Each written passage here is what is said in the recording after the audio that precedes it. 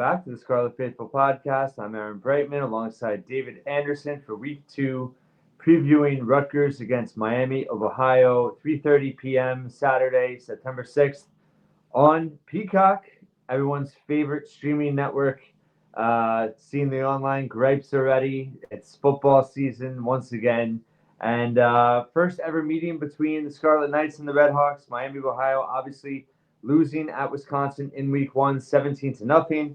Offense, nowhere to be found. Defense did show up, played pretty well. Not that Wisconsin's a high-powered offense by any means. Did have another injury to their quarterback, but still, it's significant enough.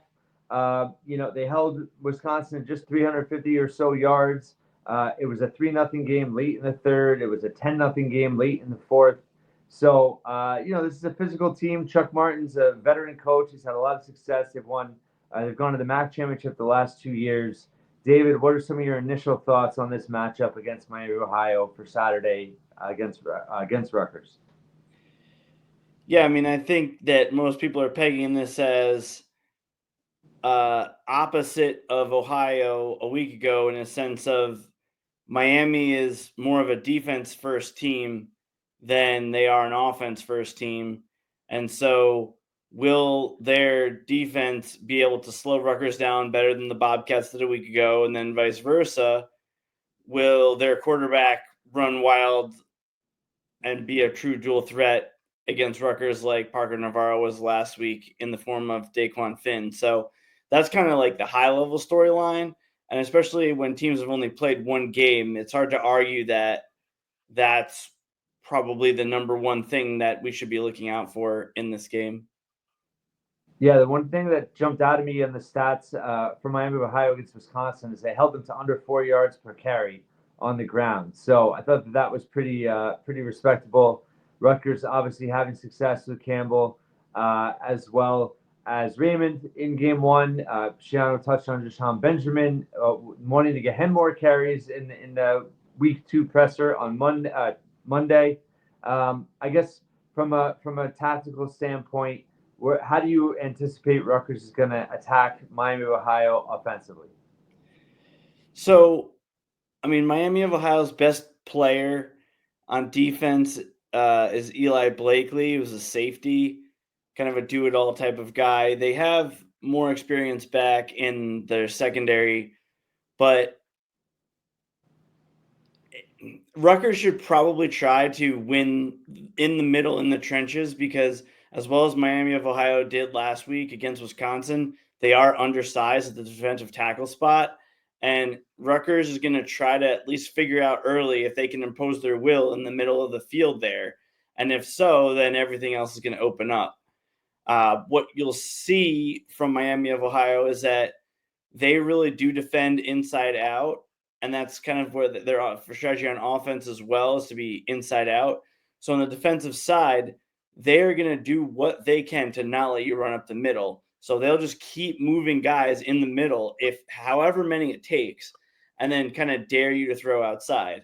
But if they have to put 7, 8 guys inside the box, then a lot of those routes that Ian Strong particularly ran well a week ago, where the defensive back has to kind of just bail, turn their head, and then Strong can just turn around at whatever the spot is and make a play, those will be more and more effective the more guys they have to commit to the middle and give their corners less help.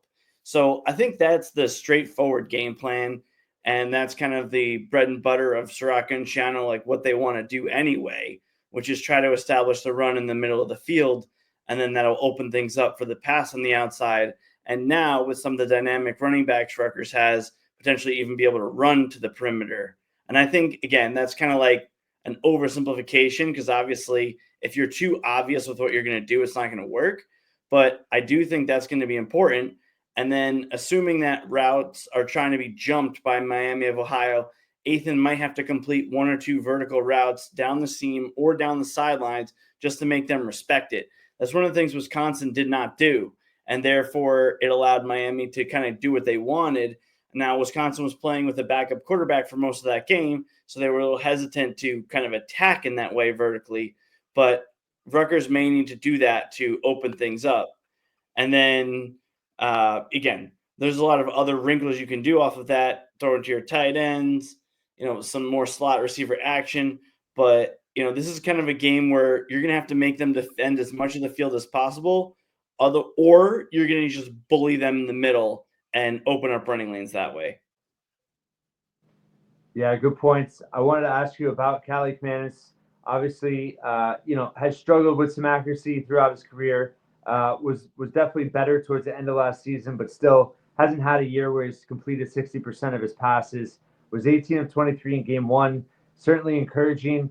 How much I know my answer, but I'm going to ask you anyway. How much do you think that was a product of Cali Manis improved with accuracy and kind of knowing the offense better, Kirk calling plays for him? Or versus how much was it just the dynamic receivers really kind of making some tremendous plays on some throws that weren't terrible, but not necessarily, perfectly on point per se? I think it's a little bit of both, but yeah, kind of to your point, if you look at that game-sealing play to DT Sheffield, that was not a perfect pass. He had to drop down for that. Now, we have seen Rutgers quarterbacks purposely throw balls like that. The one that comes to mind is Gary Nova. He was really a master, especially in the red zone, of like throwing these almost like sinking darts, not dying quails because they weren't like soft, but kind of like purposely throwing it with a little action, almost like a sinker in baseball. And then the receiver would know, John Simmis was a long forgotten Rutgers receiver who was actually really good at fielding some of those throws. And DT Sheffield had to do that in that last play. There's a couple other throws like that Strong and Duff really just went out of their way that, if you look at the flip side, Miami of Ohio receivers were not adjusting to the ball like that a week ago. So I think there's definitely a big component to the receivers tracking the ball well and catching it. And so that's a positive development, but there definitely was a component to the play calling because it looks to me like, for example, first throw of the game, he threw one of those kind of long out routes that we know Cali Manis doesn't always have the zip on, just to kind of put that in the mind of the defense, and then didn't go back to it that often. Or when he did, he made sure it was against a coverage, like I said, where the defense was totally bailing and there was really no way for them to adjust and jump the route. So it does seem like they've kind of, I know there was one game, but if you look, like you said, late last year, they seem to be figuring out what plays they can call with Ethan. Mm-hmm. And that's going to be critical in this game because one of the things that makes Miami of Ohio better than Ohio defensively isn't like man-on-man personnel. It's that they do what Iowa does, and their guys are never covering nothing. If there's no receivers that are in their area or headed to their area, they will go somewhere else. And so Rutgers got away a little bit last week where Ohio defenders were at times kind of just covering grass or turf, I guess. And Shiraka called great plays and Ethan made great decisions to just exploit that. So I think it's a little bit of both. But you said you had your answer predetermined a little bit when you asked the loaded question. But what do you think? Do you think it's more the former or the latter of what you said? I think it's a combination of the play calling and the receivers just being extremely athletic and, being able to secure passes that, again, weren't terrible, but were a little off target, but they were able to make up for it. So I think that's encouraging long-term for this season. And I think maybe Cali Manis, as he establishes more rhythm, there's hope that he could get more accurate just on his own as well. But it's still a strong performance for sure. And just kind of want to see him get into that rhythm in this game. I think it's important.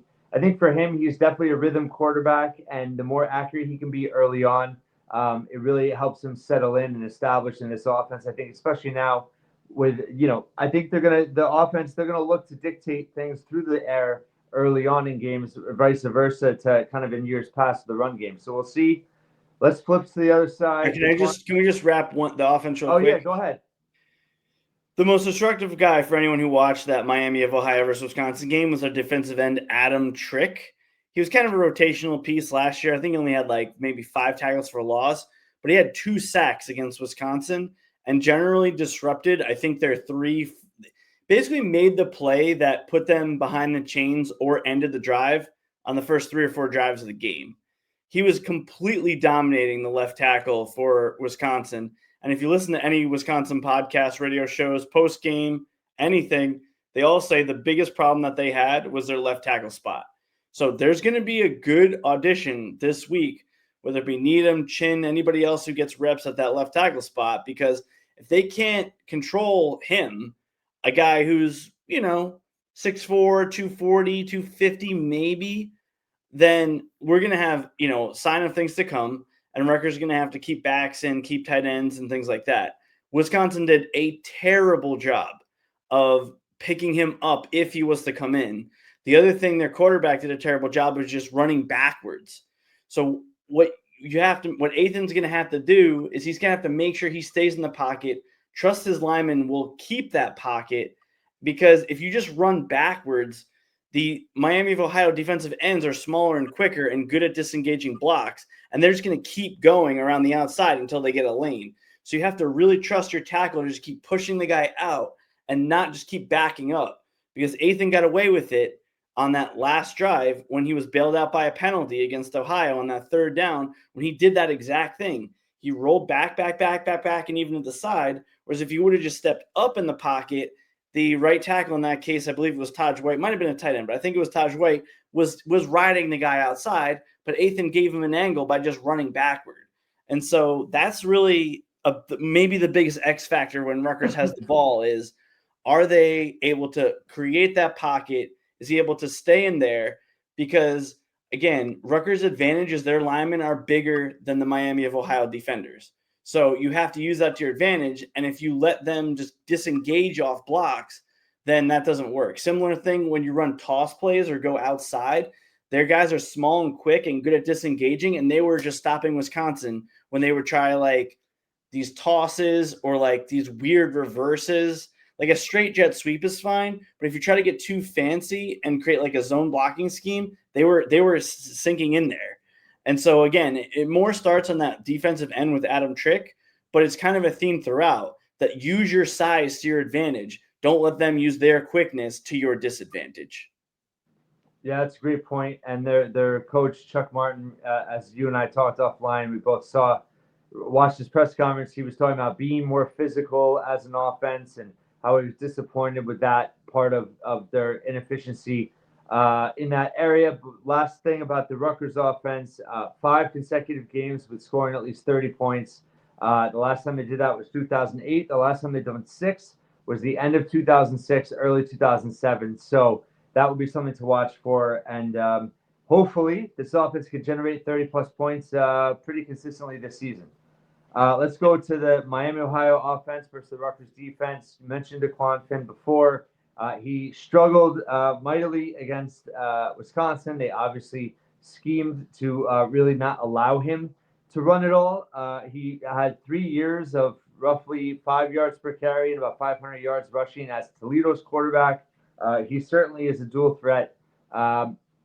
We've seen time and time again Rutgers struggle against dual threats. They did against Ohio as well with Parker Navarro. How concerned are you about that being kind of the X factor for Miami, Ohio to have a chance to win this game? Hugely concerned, because I know it's a little cliche to say Rutgers has struggled with mobile quarterbacks, but I'm not sure if any of the guys from Night Report, or even if you yourself tweeted out just his highlights from when he was at Toledo.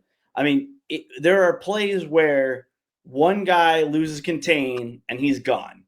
I mean, we're talking like kind of a Vince Young light in a sense, where as a runner, a lot of times he's making one read, and if that guy's not there, he's tucking and running. Wisconsin did an awesome job of containing it. I also think Miami of Ohio is an offensive line that I know they basically have all new starters, but a lot of these guys were backups last year when they had a pocket passer in Gabbert for like 5-6 years. And they're more like bigger linemen built for running inside zone, whereas he's more of an outside runner. So what they're going to continue to try to do, and like you said in his press conference, their head coach Chuck Martin mentioned, like, we got to continue to run our inside zone. So for listeners or just viewers, if we're watching on YouTube, basically inside zone, the oversimplified thing. So I don't need hate in the comments that I'm oversimplifying it, but an oversimplification is the offensive line is going to try to block from inside out. So like the center is going to block guy in the middle. The guards are going to block the next inmost guys, the tackles, etc. So you're basically trying to just overwhelm the defense by just like running it up the middle, or at least forcing them to defend it. So what they're going to do is they're going to go with they have two, decent sized running backs, especially Kenny Tracy, who's like a bigger guy. And he's going to try to run inside. And they might run a lot of option where if he'll take it, or Finn will break it outside. So you have that already, this option running game. And as the Wisconsin coaches said, they were kind of surprised that Miami was that willing to just let their quarterback take that many hits. And Finn was just more than willing to run in the option run game. Conversely, they were almost running like RPOs where it was like he would look to see if their first read was open, and if not, he was just taking off. So it's kind of like a reverse RPO in a sense that like he was seeing if the pass was open, if not, he was tucking and running. And he is fast and he's quick. Now, Parker Navarro, to me a week ago, he's more of a passer who will run. Finn is more of a runner who will pass if he sees single coverage, or if he sees single coverage and he'll throw a jump ball, or if his receiver's wide open. So I am concerned about it because he is fast enough that I'm not sure if anyone in the Rutgers linebacker room is even beginning to be able to contain him. You can say put a spy, but if your spy's not fast enough to take the guy down, it kind of does defeats the purpose of it. So right. Yeah, I mean, this is the question for this coaching staff this week. And yeah, it's if you were to come to me next week and say Rutgers lost to Miami of Ohio, what's the number one reason you think? I would say, other than what I said on the other side of the ball with them just not blocking the edge, it's that Dequan Finn ran wild. So yes, I am concerned, and hopefully Rutgers, has a week under their belt to figure out what they did poorly a week ago and come up with a good game plan. Yeah, I'm with you. This is one of those where the Ohio offense is definitely more dynamic, has more weapons overall, but this one feels very nerve-wracking in the sense of if Finn can do damage on the ground, it could be one of those things where they just can't stop him all day. And it's right. just they could lose simply because they can't stop their best. We've talked about this before. A big key to winning is stopping teams from doing what they do best. That's what Miami, Ohio, I think this offense will ultimately this season do best. And if Rutgers can't stop it, it's going to be a dogfight. So interesting to watch. Was there anything else you wanted to kind of point out about the Miami, Ohio offense versus the Rutgers defense? Well, they came into this game last week where they were trying to run a lot of clear outs, where they were kind of send two guys deep, a tight end receiver or two receivers, and then have kind of a guy kind of filling in behind that vacated space. And so this is going to be a good test. This is a good test, or a bad test if you fail, but a good test for the Rutgers defense, because they're going to try to confuse you with all these bunch formations. And so you have to maintain discipline. You have to have good communication. It seemed like Rutgers defensive backs last week were doing a lot of finger pointing about who got him right up to the snap. And so if they're not ready, a lot of those are going to go for 5 yards a clip, 6 yards a clip, 7 yards a clip, because Miami of Ohio has a nice mix of bigger receivers. They've got the transfer Colsey from Notre Dame, and then they've got Weaver, the receiver, and then they have some other smaller, shiftier guys. And they do a real nice job of utilizing the right receiver in the right pattern, right? Sometimes teams are kind of lazy. Like we saw this a lot of times with Rutgers under the Chris Ash regime, where they would not be running the right play for the right player. And Miami of Ohio doesn't have that problem. They really know how to do that. So I think look for that space on the side. It didn't work last week, so it's on film, but it's some simple concepts where kind of the quarterback sees it. He doesn't have anything on that side. He knows you've got extra guys cheating over there because you've got maybe your three guys in man coverage and maybe a safety. So he knows he has a numbers advantage on the other side. So he might look right if there's not an open, run left, or vice versa. So that's kind of what I'm looking for. And again, Finn's not scared to throw 50-50 balls. If you look at his history, he doesn't like to throw into double coverage, but he'll throw a 50-50 ball, especially if he thinks the DB's head is turned. Otherwise, he really needs to kind of step into his throws to get enough juice. But knowing he doesn't have a cannon, he will purposely just kind of throw those jump balls to a place that he thinks his receiver will get it. So I think those are a lot of things to keep in mind.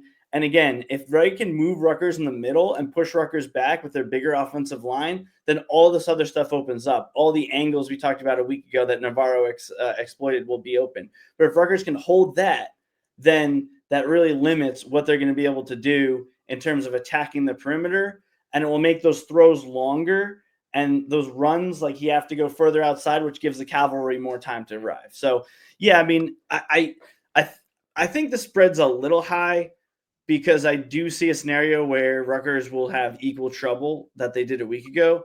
At the same time, if they can control the defensive line of scrimmage as they got to late in the game, like maybe just right in time to win the game last week, and if we can see that earlier on, then I think Rutgers does win this game more comfortably. But if not, you're right. It's going to be down to the wire again. Yeah, and to be fair, I mean, Finn did struggle through the air against Wisconsin, which is 9 of 18 for 83 yards with 2 interceptions. He was also sacked 3 times in that game. So, again, we go back to the Rutgers defensive line. Can they generate pass rush? Can they clog up that middle of the run game? I wanted to ask you just the old adage, progress teams make from week 1 to week 2, generally considered the most progress from week to week during the season. I personally kind of don't get too caught up in that because I think you're really judging on a team in September versus November. But I guess what does that look like for you if Rutgers does make a significant leap, not even in the score, but just what they're doing on the field to show that this team is making progress? Well, I do think, to your point, that progress it's not like 50% of your progress as an entire team happens between week 1 and week 2. Right, Like, I think that's where people kind of overblow it a little bit.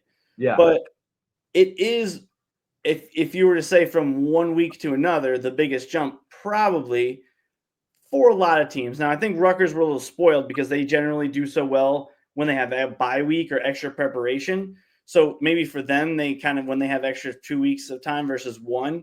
But I think it's generally true because there's a lot of those things where a defensive communication standpoint that you should be able to do a better job, number one. Same thing, and second would be tackling. Because from a defensive standpoint, you're not doing a lot of live tackling in practice. And so that gives you an opportunity to figure out, like, whoa, either, from a selfish perspective, like, okay, I've got to be a little more aggressive. Like, for example, Miami of Ohio, I think that they kind of dove a little early on some of their tackle attempts.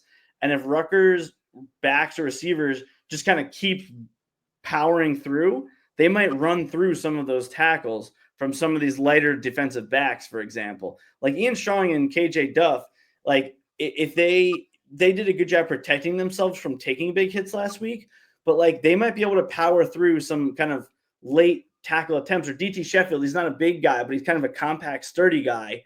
He might be able to do that type of thing. So I do think someone like Miami of Ohio needs to improve that. For Rutgers, it wasn't necessarily the tackle like timing. It was more their angles.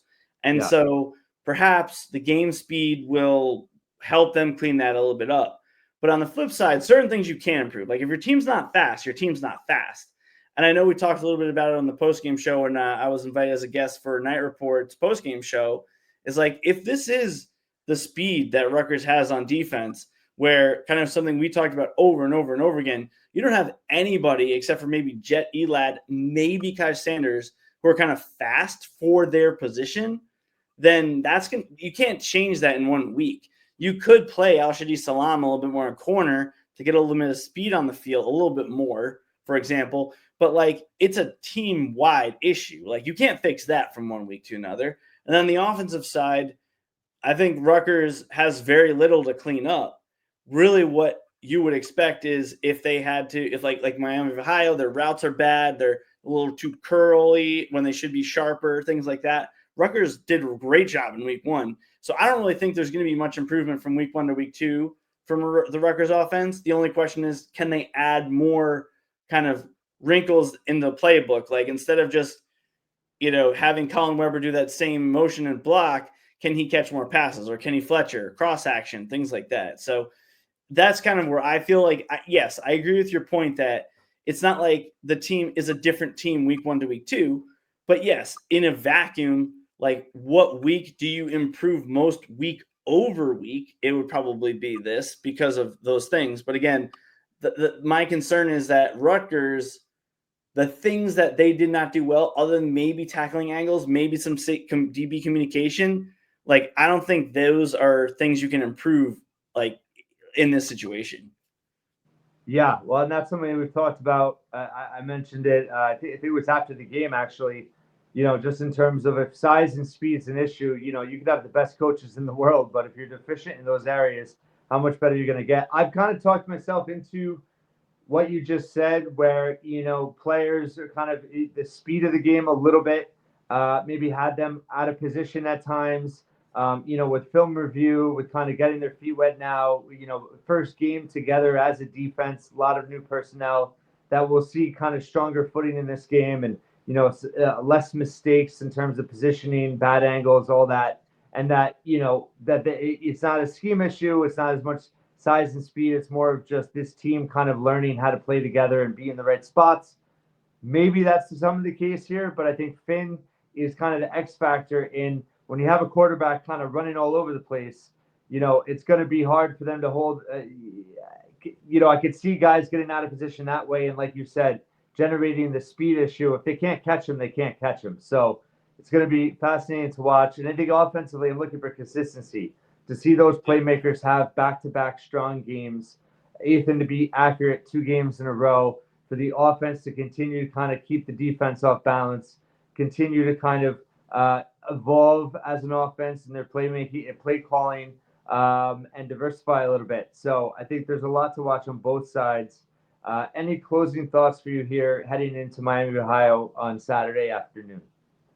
I mean, I just was impressed by Parker Navarro a week ago's checks at the line. And then even if he didn't check out of a play, he really had a good idea of where he needed to go within that play. Whereas if you look at one of the reasons Miami of Ohio struggled, obviously because you have it like, Navarro was working with the same offensive play caller, right? And then at Miami, this is Finn's first year with that, a team that had been with a traditional pocket passer. He wasn't checking out of bad looks. So Wisconsin was able to kind of dictate terms that Rutgers' defense was not able to do last week. So I think Miami of Ohio will do a better job of being ready, running checks or audibles at the line. But at the same point, I do think Rutgers will have learned from their experience as well. So I do think the Rutgers defense will play better. I also think the Miami of Ohio offense will play better for that reason. Whereas on the Rutgers side, they didn't do – their offense also did not change a lot of plays at the line. And it almost looked to a point like they were telegraphing some of their runs versus passes. Part of that was just – the Bobcats knew like they had to sell out to stop the run. And even then they weren't always stopping it. Miami will do that at times, but I do think, I expect if Rutgers has to, that Ethan will be more apt to just like, if he sees a defensive back 15 yards off, even if it's a run play, he might not even audible. He might just take the snap and the receiver knows like, hey, I'm coming to you. Whether there's like a signal, like, Ryan Fitzpatrick would do the chop. Obviously that became too obvious. Sometimes if they just go to the head motion, that means a quick throw, whatever it is. I think I would be curious to see if Ethan has the trust of the coaches, which he probably does, to do some of those things. Whereas last week, they really didn't exploit some of those vulnerabilities that I think they could in the future. And similar with Miami of Ohio. So I think both offenses in this game will do more of that than they did a week ago. So that might be another kind of minor X factor to look for. Special teams, both teams are solid. So you can't lose this game on special teams, but I don't think Rutgers is going to overwhelm Miami of Ohio in the special teams area. And so I think they have a good coaching staff. And I think we're going to buckle up because this is another game against a better, I'm not sure where they're going to finish in their conference, but a better group of 5 team with a good coaching staff that's very healthy early in the season. And so this is definitely not going to be a cakewalk. Yeah, I totally agree. And Miami of Ohio 3 seasons ago beat Northwestern, so there's some of that, that I'm sure Coach Martin and others will bring up to the team. Rutgers 18-2 since Shiano's return without committing a turnover. Obviously, that's going to be a big part of the game as well. So, football's back. Week 1, a lot of overreactions, and now we get to see them kind of put together, stack back-to-back weeks. Hopefully, see improvement, consistency, and more signs of hope for this season. It's going to get real quick in 2 weeks when Iowa comes to town on the 19th. By the way, great fact in the notes for Rutgers: this is the shortest period of time for 4 consecutive home games for the program since 1973. So you have to take advantage of that. Losing to a MAC opponent at home with 4 straight home games to start the season would be devastating, I think, overall. Again, don't expect them to. I think this team is going to take a step forward, and they're going to have a bit easier outcome than they did in week 1, but we'll see. David Anderson, thanks so much for being back. Thanks so much for listening and watching. We'll be back with a preview next week. We'll have a rapid reaction after the game. Game's 3:30 on Peacock. So, I'll get something out after the game at some point at night once I get my kids to bed. But thanks so much for listening. Send us comments, and we'll talk to you soon.